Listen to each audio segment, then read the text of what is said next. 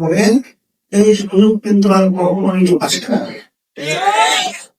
এখন এই সুযোগকে আমাদের যদি কাজে লাগাতে হয়, চাঁদাবাজদের বিরুদ্ধে, হরিণের বিরুদ্ধে স্বার্থন্বেষী মহল রয়েছে, ব্যক্তি স্বার্থ, দলের স্বার্থ, যারা নাকি ইসলাম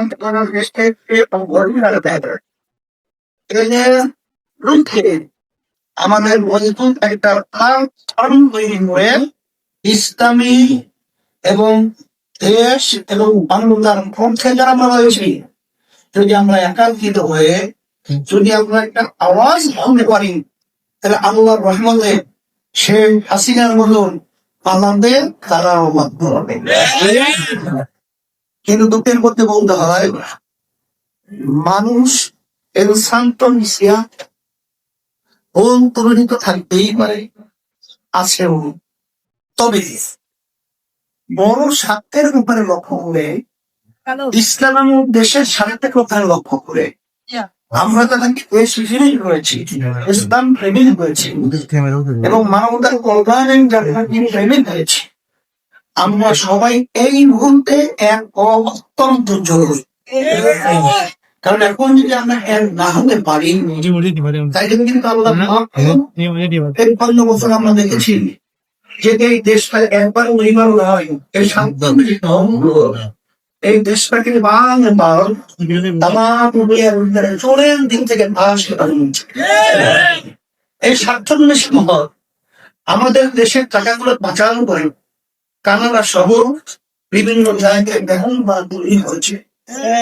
এই সত্য অভিমন্ত্রী, এই যে আওয়ামী লীগের পালানো, এই ভূমিমন্ত্রী তার একার বাড়ি সংগ্রাম দেওয়া গেল ৩খানা ছেলের মধ্যে ৬২০,০০০ মতো বাড়ি, তার মূল প্রায় ৫,৭০১ টাকা। এই টাকা তার মাকে রেখে গেছিল তার দাদাই না, জনগণের টাকা। ওরা ক্ষমতার চেয়ারে বসে এই টাকার উপর পাচার করে ওর আর কতবারই লাগবে এটার উপর কিন্তু পুরস্কার তারা পাই না। আর কত মায়ের কোন সন্তান হারা হবে, আর কত মানুষ অঙ্গ হবে, আর কত মানুষ তাদের চক্ষুকে হারাবে, আর কত দিন আমাদের দেশের ভবিষ্যৎ প্রজন্ম সন্তানগুলো তাদের স্বাধীনভাবে ধর্ম পালন করতে পারবে না। সেখানে শিক্ষা সিলেবাসের মধ্যে, পাঠ্যসূচির মধ্যে নাস্তিকতা, বিভিন্ন ধরনের মানুষ চরিত্র নষ্ট করা যে শিক্ষাগুলো ঢুকিয়ে দেওয়া হলো, এর দিকে আমরা অভিমান। সেই বাঁচার সুযোগ কিন্তু এসেছে, এই সুযোগ যদি আমরা সদ্ব্যবহার না করি, আমাদের ভবিষ্যৎ প্রজন্ম সন্তানকে যখন ইতিহাস লেখবে পড়বে, তখন আমাদের নিয়ে তারা ধিক্কার জানাবে এবং আমাদেরকে নিয়ে ফলক ইতিহাস আলোচনা করবে।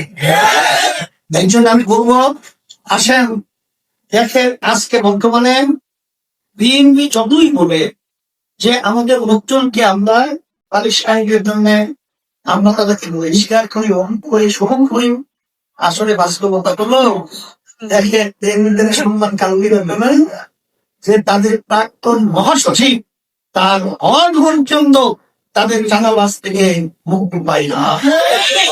আপনারা দেখেছেন এদের চাঁদাবাজের তাণ্ডব, এটা নরসিংদীতে এসপি পর্যন্ত সেখানে যখন তিনি ঘোষণা করেছিল চাঁদাবাজ মুক্ত জেলা তিনি দেখতে চাই ঘোষণা করেছেন, তখন তার উপরে পর্যন্ত হামলা করে তাকে অপমান করা হয়েছে।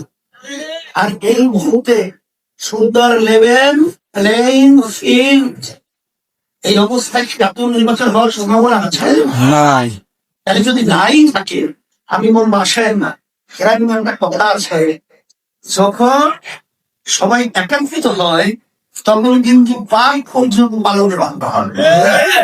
এই জন্য এই মুহূর্তে এই আমেরিকা, ভারত, বিভিন্ন আধিপত্য তারা যে আমাদের দেশে বিস্তার করে আছে, এর রক্ষার জন্য চাঁদামুক্ত দেশকে করার জন্য এবং সবদিন থেকে দেশ উদ্ধার করার জন্য এবং ইসলামকে রাষ্ট্রীয় পর্যায়ে পৌঁছাবার জন্য আমাদের সবাই একাকার হয়ে আমাদের সবাই কাজ করার জন্য আমি সকল অত্যন্ত আহ্বান জানাচ্ছি।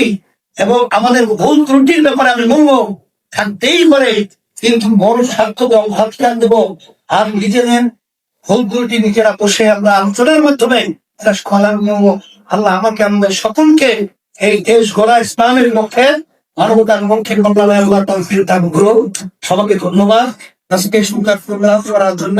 আমি সকলকে ধন্যবাদ জানাচ্ছি। আর আমাদের